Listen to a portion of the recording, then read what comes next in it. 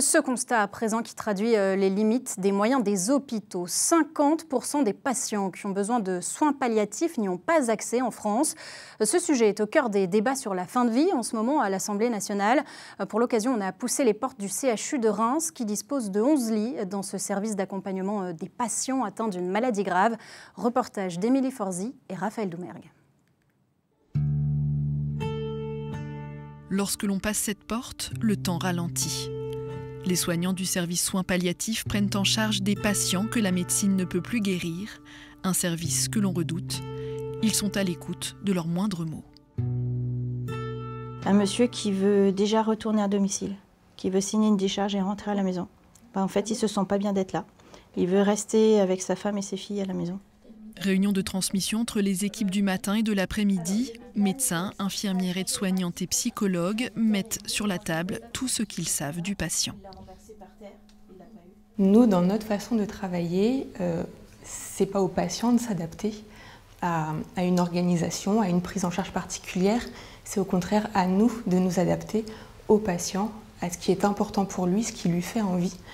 Et dans la mesure du possible, hein, bien sûr, mais voilà, pouvoir privilégier ce qui est important pour lui. Un accompagnement qui prend en compte les douleurs physiques et psychiques. Notre but, c'est d'essayer d'apaiser les situations, mais qu'ils puissent continuer derrière à vivre leur vie le mieux possible, y compris quand c'est techniquement réalisable, à leur domicile ou dans leur maison de retraite ou à l'endroit où ils vivent habituellement ou au milieu de leur famille. On ne vient pas en unité de soins palliatifs forcément pour mourir, on vient pour essayer d'améliorer une situation, une qualité de vie. Coucou! Vous avez réussi à manger ce midi? Oui. Retrouver le plaisir de manger, de profiter au mieux de ce qu'il reste. Les soins sont des instants de vie aussi importants que les médicaments. Du coup, vous apprécierez la petite glace de cet après-midi? Peut-être. Peut-être? Peut-être, oui. C'est des soins un peu différents d'autres services. On a le temps d'apporter une écoute. S'il faut rester assise à côté du patient, lui tenir la main ou l'écouter, ou le faire rire, ou parler des petits-enfants. C'est un lieu de vie aussi. Un lieu de vie où toute la famille est la bienvenue, même les animaux de compagnie.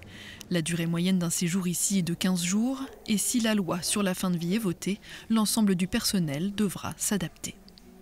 C'est aussi une loi qui, à titre de personnel et aussi pour beaucoup de soignants,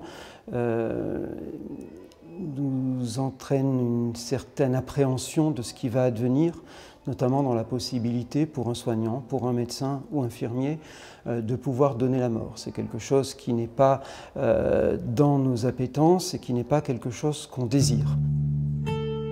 Suicide assisté, euthanasie et l'accès renforcé aux soins palliatifs, les discussions continuent au Parlement. Le vote sur l'ensemble du texte relatif au droit à l'aide à mourir est prévu le 27 mai.